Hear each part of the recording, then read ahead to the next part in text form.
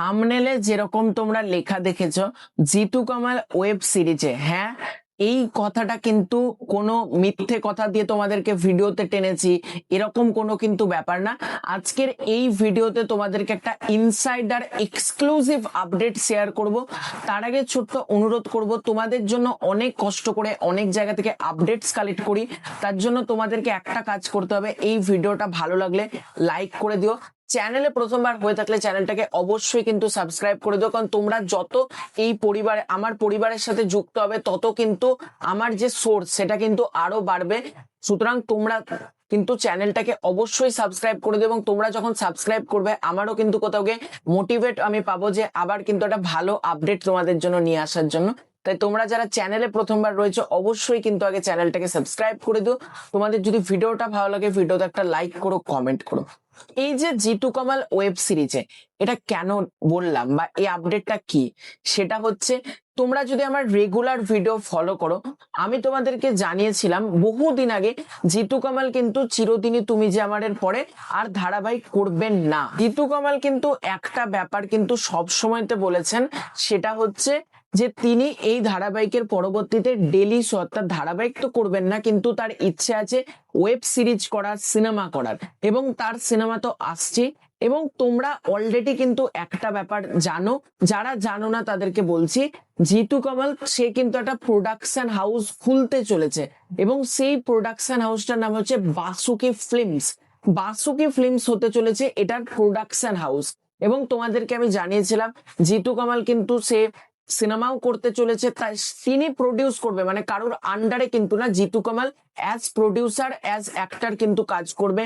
এবং তাকে প্রশ্ন করা হয়েছিল একবার নায়িকা হিসেবে কি শিরিন পাল থাকবে, তিনি কিন্তু বলেছিলেন কেন নয়, গল্পে যদি চায় অবশ্যই থাকবে, এরকম কিন্তু তিনি একটা ব্যাপার হিন্ট দিয়েছিলেন, একটা আর্টিকেলও সেটা নিয়ে কিন্তু বেরিয়েছিল। তাহলে ওয়েব সিরিজের কথা আসছে কোথা থেকে? তোমরা প্রত্যেকে জানো চিরদিনই তুমি যে আমাদের কিন্তু স্ট্রিমিং পার্টনার হচ্ছে জি5, এবং এই ধারাবাহিক যতই টিআরপি মানে টিভিতে না আনতে পারুক না কেন, জি5 থেকে কিন্তু একটা বেশ ভালো কিন্তু অডিয়েন্স দেখে। এবং জি5-এ জিতু কামাল একটা সিনেমাও রয়েছে, অরণ্যর প্রাচীন প্রবাদ, অপরাজিত, এই দুটো সিনেমা কিন্তু দুর্দান্ত ভিউয়ারশিপ জি5 থেকে জেনারেট করতে পেরেছিল। এটা আমি বলছি না, জি5 নিজেরাই পোস্ট করেছিল যে কত মিলিয়ন তাদের ভিউয়ারশিপ দিয়েছিল এই দুটো সিনেমা।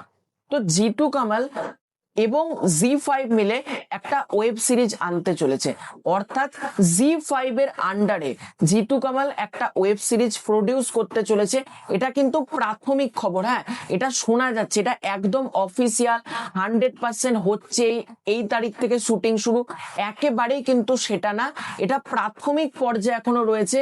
এটার বিষয়বস্তু কি বা এটা কোন গল্পের উপর বেস করে হতে চলেছে, জিতু কামাল ছাড়াও আর কে কে থাকছে, ডিরেক্টর কে থাকছে, এগুলো কিচ্ছু জানা যায়নি। যদি ভবিষ্যতে জানতে পারি অবশ্যই কিন্তু তোমাদেরকে জানাবো, এগুলো কিন্তু এখনো পর্যন্ত কিচ্ছু জানা যায়নি। এটা একটা প্রাথমিক পর্যায়ে জাস্ট কথাবার্তা চলছে।